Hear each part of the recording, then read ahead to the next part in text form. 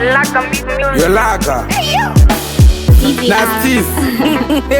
Manager Pekicha Baby, doda kuti uite murora wa mamanzi unoera moyo totocheka ukama ndukumbotsaga mari yacho ndukuzama imwe yacho ndichatonopuhwa nabosdama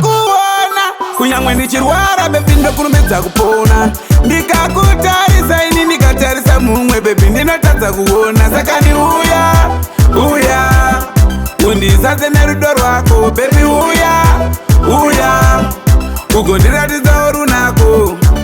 une sweet tongue inotesta kunge apple baby une skin inotadza kunge mupopo pamuromo wakatofitwa nepepo baby mira ndiyenengazotaura zisipo wait chimira ndimbovhura rimwe chapter baby ndiri terrorist kuita kunge gupta hauna memapoto kuita kunge nectar but mumwoyo mako ndaitova inspector kunyangwe ndichirwara bebi ndokurumbidza kupona ndikakutarisa ini ndikatarisa mumwe bebi ndinotadza kuona saka ni uya undizadze nerudo rwako bebi uya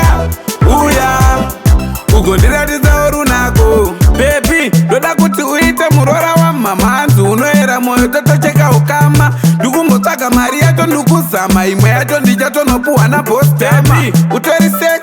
une malooks plus une mahips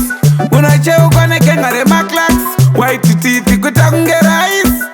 ndikakuona kunyangwe ndichirwara bebi ndokurumbidza kupona ndikakutarisa ini ndikatarisa mumwe bebi ndinotadza kuona saka ni uya undizadze nerudo rwako bebi uya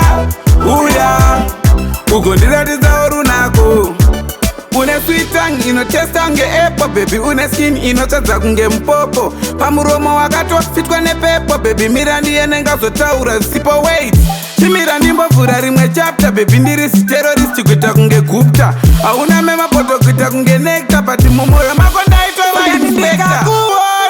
kunyangwe ndichirwara bebi ndokurumbidza kupona ndikakutarisa ini ndikatarisa mumwe bebi ndinotadza kuona saka ni uya undizadze nerudo rwako bebi uya ugondiratidzawo runako saka ndikakuona kunyangwe ndichirwara bebi ndokurumbidza kupona ndikakutarisa ini ndikatarisa mumwe bebi ndinotadza kuona saka ni uya